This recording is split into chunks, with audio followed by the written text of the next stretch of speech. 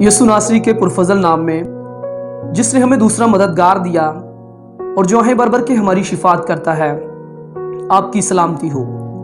मेरा नाम अदीब शहजाद है। मैं एक डिवोशनल थॉट के साथ आपकी खिदमत में हाजिर हूँ, जिसका उन्वान है रूहुल कुद्स की नेमतें, स्पिरिचुअल गिफ्ट्स, खुदा की अता करदा कुव्वत और हजूरी की खुशबू। खुदा का शुक्र हो, उसने हमें ना सिर्फ नजात दी बल्कि अपनी हुजूरी में रहने और खिदमत करने के लिए एक मददगार भी अता फरमाया, यानी रूह हक। रूहुल कुद्स हमें तन्हा नहीं छोड़ता बल्कि हमें कुव्वत, हिकमत और रहनुमाई बख्शता है। उसकी मौजूदगी का एक अहम सबूत उसकी वो नेमतें हैं जो वो हमें देता है ताकि हम कलीसिया की तामीर और खुदा के जलाल के लिए इस्तेमाल करें। पौलुस रसूल ने करंथियों के पहले खत 12वें बाब उसकी 4 ता 10वीं आयत में इन रूहानी नेमतों का जिक्र किया है, जिनमें हिकमत और इल्म का कलाम, ईमान, शिफा देने की नेमतें, मौजज़े दिखाने की कुदरत, नबूवत, रूहों की पहचान, मुख्तलिफ जुबानें और जुबानों का तर्जुमा शामिल है। ये नेमतें महज रूहानी मज़ाहरे नहीं बल्कि खुदा के मकसद के तहत दी गई हैं ताकि हर ईमानदार अपनी हैसियत में खुदा की बादशाही को ज़ाहिर करे।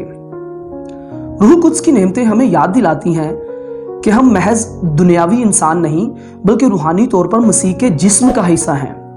हर नेमत मखसूस मकसद के तहत दी जाती है और ये खुदा की मर्जी के मुताबिक तकसीम होती है, ना कि हमारी ख्वाहिश या काबिलियत की बुनियाद पर।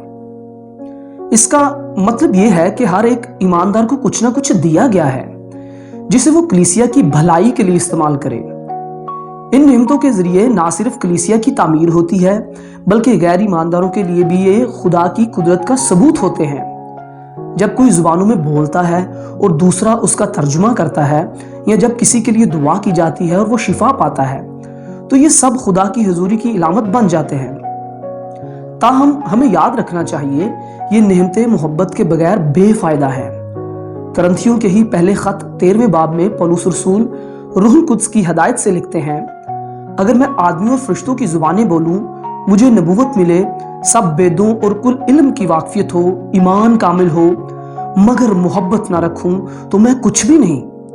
लिहाजा रूहुल कुद्स की नेमतों का इस्तेमाल आजी, मोहब्बत और फर्माबरदारी के साथ होना चाहिए।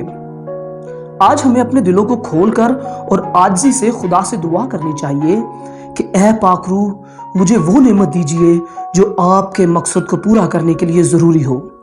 मेरी जिंदगी आपके इस्तेमाल के लायक हो ताकि आपके जलाल का इजहार हो। आइए हम रूहुल कुद्स की नेमतों का शुक्र और उनकी कदर करें और अपनी जिंदगियों में उनका इस्तेमाल खुदा के जलाल और दूसरों की खिदमत के लिए करें।